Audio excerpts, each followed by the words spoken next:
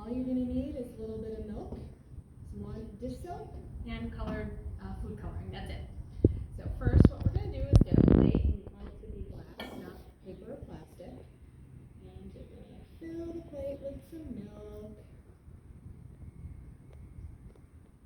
If you have the choice between skim milk and whole milk, the more fat the better for this experiment. So whole milk or 2% is going to be better than skim or 1. I'm going to take a bunch of food coloring and just put a bunch of dots of it all in the same spot.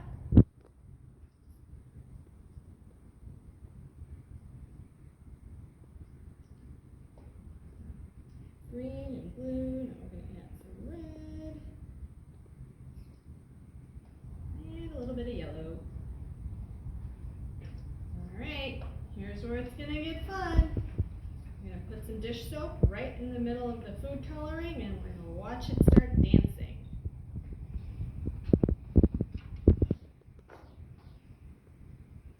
So what's happening here is the food coloring is less dense than the milk, which basically means that the food coloring is lighter in density and weight than the milk. So the food coloring is sort of suspended in all of the fat molecules within the milk. So they're kind of just hanging out in the milk. Now we add the dish soap, and what happens is it breaks up the tension. So it releases the fat molecules that are holding on to, or the food coloring is floating around it. So then it's all getting mixed up together. That's how that ends up all moving around like that. So like I said, I used skim milk, so the more fat content, the more creative all your colors are going to get. Have fun today. See you later.